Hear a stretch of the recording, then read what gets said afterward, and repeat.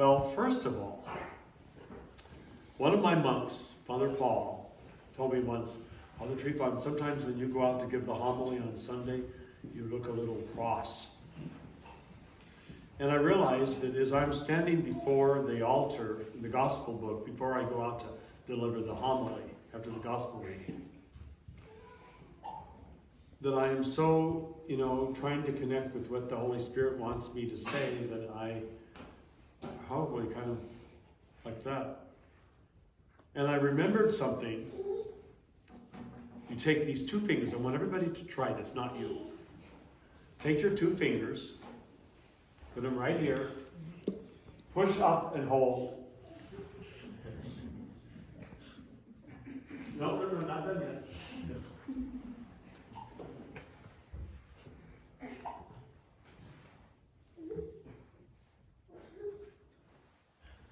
See what happens?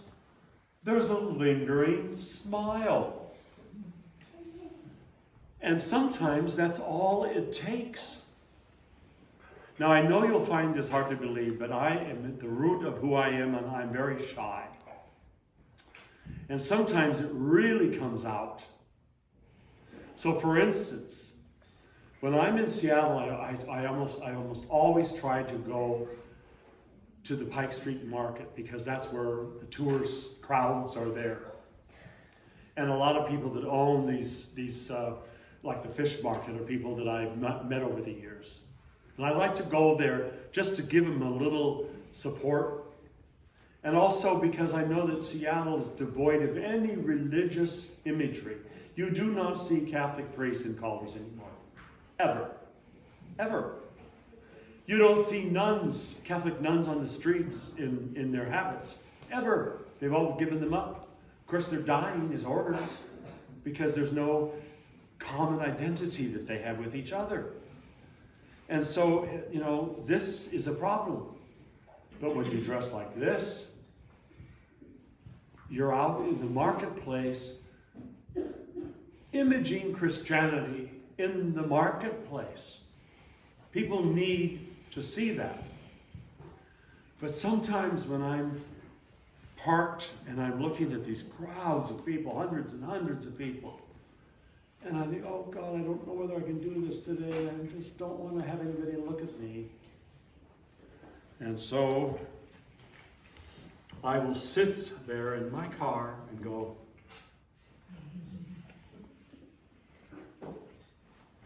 and then I'll get out and I'll go out into the community and I will schmooze. I schmooze for Jesus. How can she demonstrate that? Are you open about being Orthodox at your school? She's homeschooled, she's going to school. Okay. Do that again. Stand up here. Stand right in the middle and face everyone. And do that. Now hold it. Okay, take it away. Now turn around and tell me what you just felt. There we are. Oh, good, good. Yes. You can sit down now. Really, what it is it's a mindset. And I do that as often as I can. Not always with this, but I try to know that when I'm out in the public, I'll give you an example. We get a ton of visitors all the time at the monastery. And sometimes, I don't know which actor or actress said this in a movie, but it was the one, I want to be alone. Who said that? Marlene Dietrich. Marlene Dietrich, yes. I want to be alone. I want to be alone a lot. And so here I am in my cell, which is behind the enclosure, and I can hide there if I want, and my monks will protect me. But my monks are all under orders from their abbot to let me know when there are visitors. And if somebody's coming because they read my book, the morning offering, and they would like me to sign it, I want to know. If there's somebody that's coming that just wants to say hello and I appreciate your morning blog or your Facebook articles, I want to know. Because most of my writing is done either in my cell or in my study, and I don't see anybody when I'm doing it. And so if I'm impacting somebody's life in a positive way, I feel the least that I can do is give them a little time. So I will do that. Even my traveling, I was telling Father, as Father Peter's dad, who's from Jackson, Mississippi, and a very strong Roman Catholic, said when he heard about all the problems I had getting here, and the flight gates were changing, and I'm running, and I, barely made my plane, and I'm exhausted, and I'm out of breath. And I think, oh my God, I can't do this. Every trip I take, I can't do this anymore.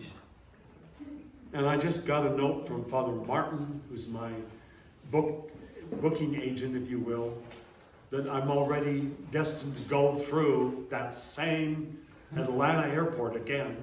As Father Peter's dad says of it, the road to hell is through the Atlanta airport. Oh, jeez. And I believe it. But I also told the Lord, and I know He's taking me seriously on this, that I want to die with my boots on. I don't want to die, in a rocking chair with my monks having to bring me a cup of coffee or porridge. Huh? With a straw. So this is what it's about. It's about giving ourselves totally over and over. And, your priest is just like that as a person. I mean, I've known you for a long time, and I know that Father Moses is the same as I am. He doesn't want to die with his boots off. So we just keep on trucking. All right, did that answer that for you, dear? Good. Because sometimes when you say to me, people say, how are you? And I always say, how are you? And you say to me, oh, and how are you, Father Moses? In a sincere way, that brings me joy. Any more? Yes. I've heard your story about the Lutheran student who wanted to become an Orthodox priest and then changed his mind because of how he was treated in the parish council with the equality sticker. My question to you is, how do we show Christ that is within us to those who have differing opinions that are definitely not Christian, like that, transgenderism, and we're friends with them, or we're around them with different groups? How do we continue to show Christ to them, allowing them to be who they are and where they are? Because I remember you saying that the church changes them, and they don't change the church. So if they were in the church would change them. Yeah. How do we continue to show Christ and who we are? Like, I'm almost like afraid that I'm going to be found out that I'm of Christ, and so I'm against transgenderism and and gay marriage or these other things that are you can't be against those things in this world. Yeah. That is such a hard thing, and I am, because I am a man of,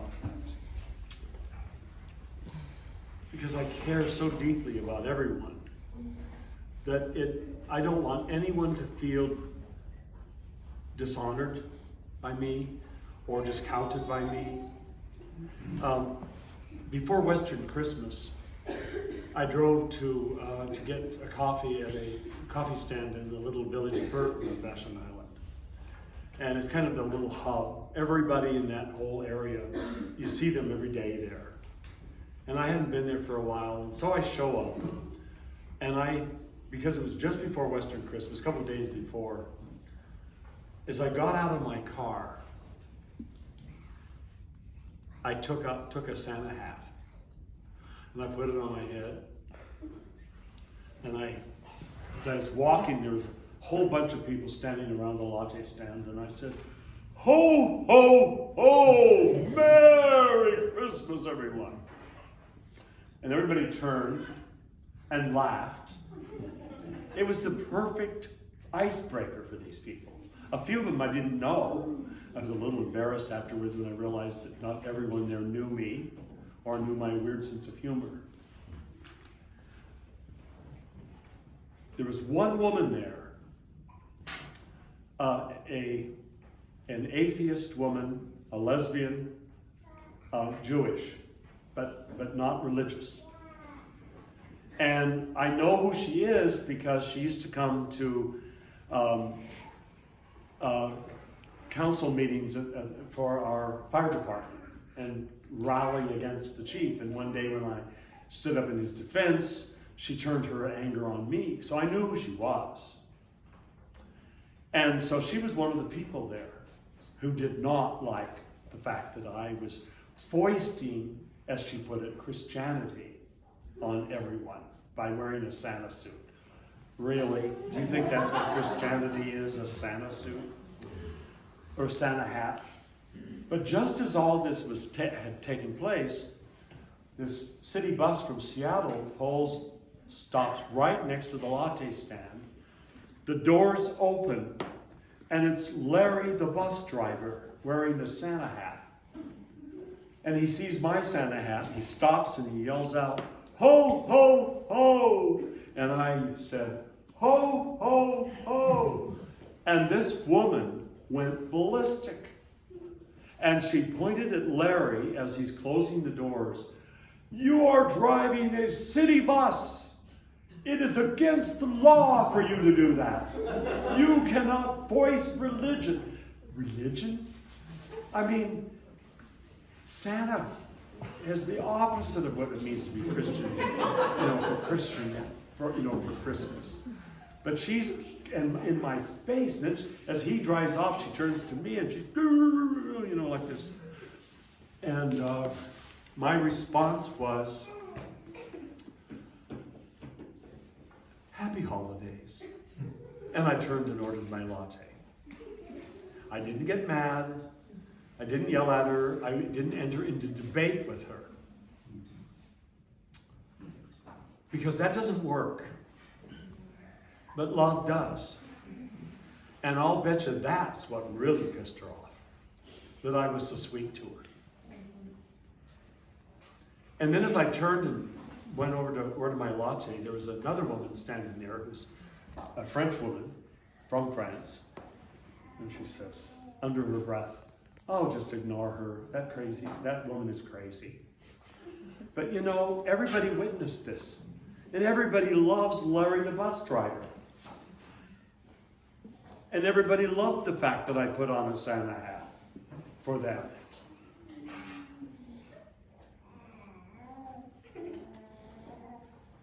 So, did that address some of what you said? Or was there something else that you wanted to clarify? Speak.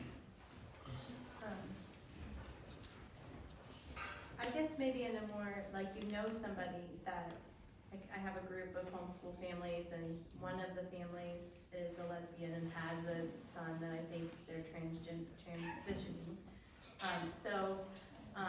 If you're around that sort of person all the time, and they kind of know you're we're not in a close relationship, but how do I show Christ to that person, and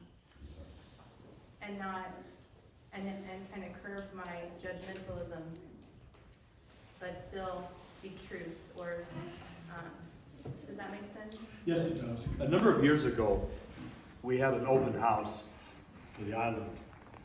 And we put up posters, because a lot of people have never seen our monastery. They know all about it, but they haven't seen it. They're seeing it now because I just discovered, probably about 2 months ago, there's a Facebook page called Visual Vashon. And so people on the island will photograph Big Ben. They will photograph, they will post their photographs on this thing. So I started putting photographs there. because I'm an avid photographer. So I will, I put a photo from, maybe of one of the ferries coming in, or once I posted a photo of a painting that I did on the north end of a ferry and one of the islands across from the north end of Vashon Island.